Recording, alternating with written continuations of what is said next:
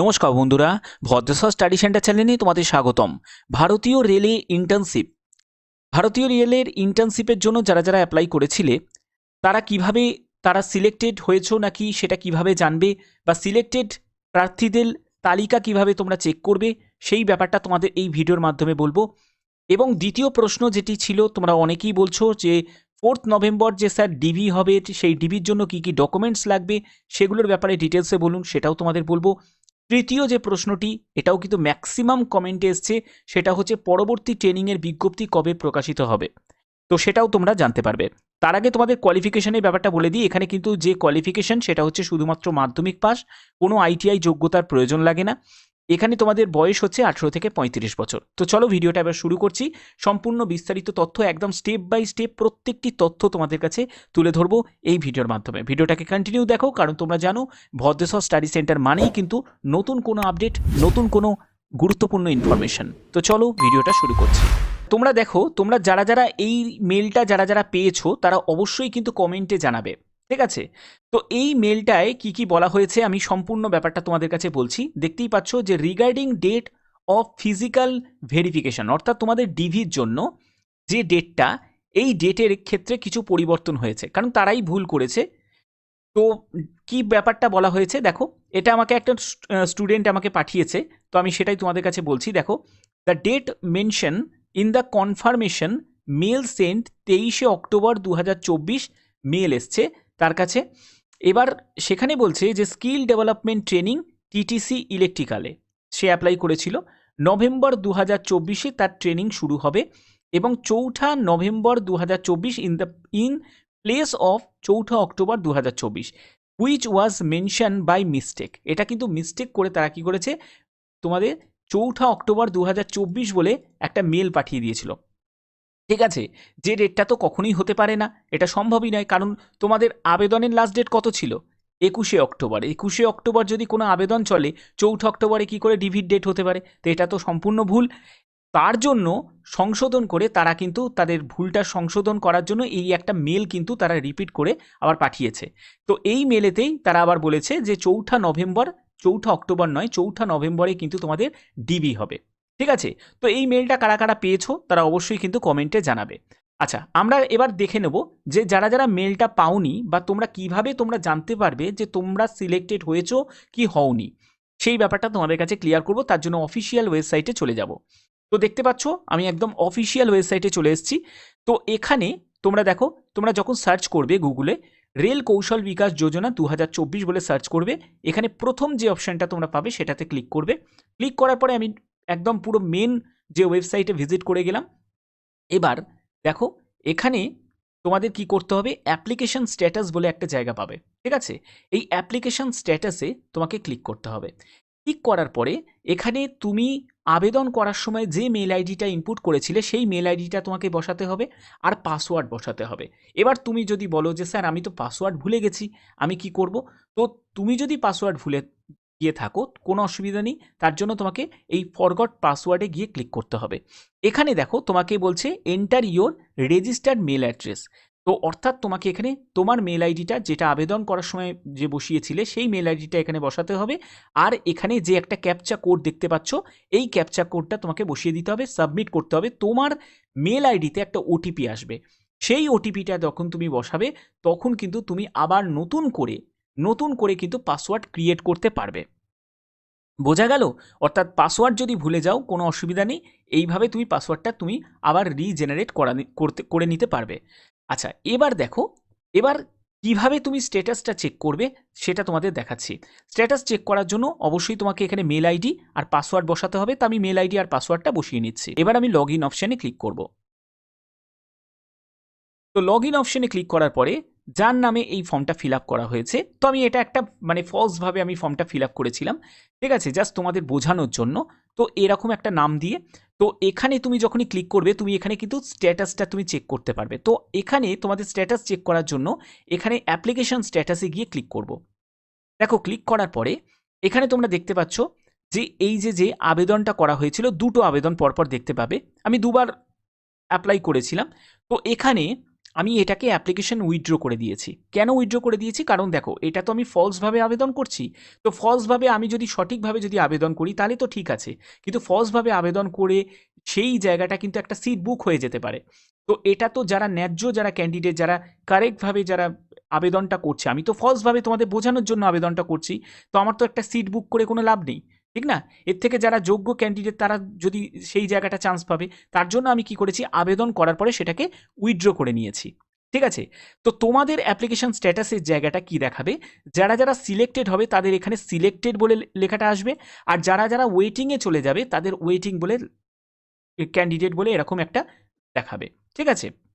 এবার তোমাকে এখান থেকে কিন্তু একটা প্রিন্ট আউটটা নিয়ে নিতে হবে। এই যে প্রিন্ট আউটের যে অপশনটা তোমরা দেখতে পাচ্ছ, এখান থেকে তুমি প্রিন্ট আউট কিন্তু করে নেবে। ঠিক আছে?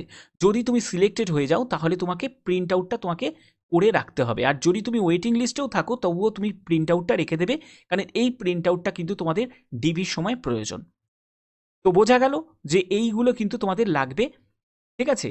ডিভির সময়। এবার ডিভির সময় আর কি কি প্রয়োজনীয় ডকুমেন্টস তোমাদের লাগবে সেটাও তোমাদের আমি দেখাবো। তো এখানে যারা যারা সিলেক্টেড ক্যান্ডিডেট তাদের ডিভির সময় কি কি ডকুমেন্টস লাগবে, তো তোমাদের যেটা লাগবে সেটা ফটোগ্রাফ আর সিগনেচার, যেটা তোমাকে কিন্তু যে অ্যাপ্লিকেশন যে স্ট্যাটাসটা তুমি চেক করার পরে যে প্রিন্ট আউটটা নিয়েছো সেখানে কিন্তু ফটো লাগানোর জায়গা আছে এবং সিগনেচারও করতে হবে।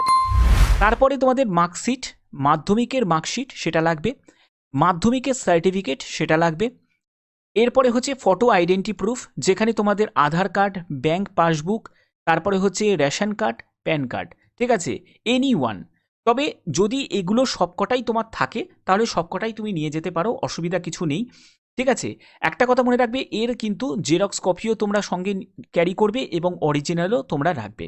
এবার হচ্ছে এই দুটো ফরম্যাট তোমরা কোথায় পাবে? তো দেখো এখানে এফিডেভিট 10 টাকার নন জুডিশিয়াল স্ট্যাম্প পেপার আর হচ্ছে মেডিকেল সার্টিফিকেটের ফর্মটা তোমরা কোথায় পাবে সেটা তোমাদের দেখাচ্ছি। তো দেখতে পাচ্ছ আমি একদম মেন পেজে চলে এসেছি রেল কৌশল বিকাশ যোজনার। তো এই মেন পেজেতে তোমরা জাস্ট একটু স্ক্রল করে দেখবে, এই যে ডাউনলোড বলে একটা সেকশন দেখতে পাবে, এখানে জাস্ট একটিবার ক্লিক করবে। এখানে দেখো যে ফর্মগুলো তোমরা পেয়ে যাবে, যেটা হচ্ছে এফিডেভিট ফরম্যাট। এইখানে তোমাদের জাস্ট ভিউ অপশানে যখনই তুমি ক্লিক করবে এটা একবার দেখে নিতে পারো, এই ফর্মটা তোমাদের কিন্তু ফিল আপ করতে হবে। ঠিক আছে? ফিল আপ করতে হবে, এখানে তোমার নাম, তোমার বাবার নাম, তারপরে হচ্ছে যে তোমার বয়স কত, তোমার অ্যাড্রেস কি, সম্পূর্ণ ডিটেলসটা, কোন ইনস্টিটিউটে তুমি সিলেক্ট করেছো আবেদন করার জন্য, এগুলো সম্পূর্ণ এখানে তোমাকে মেনশন করতে হবে। ঠিক আছে?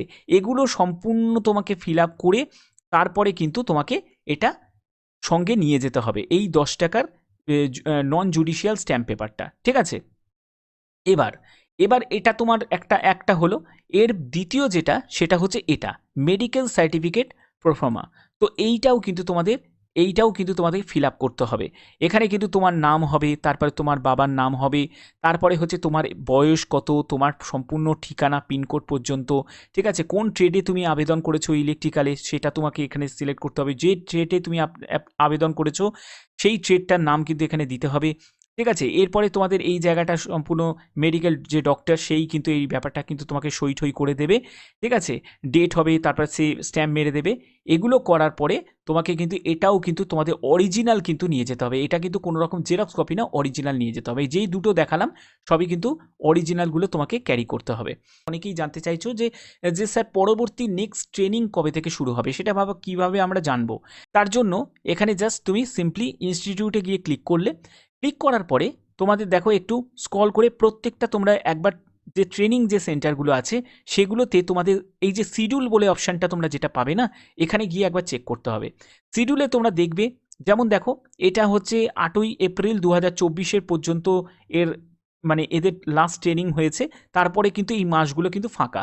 অর্থাৎ এখানে কিন্তু কোনো রকম এখন বর্তমানে ট্রেনিংয়ের সম্ভাবনা, মানে আমি এই ইনস্টিটিউটটার কথা বলছি, আদার্সগুলো কিন্তু থাকবে।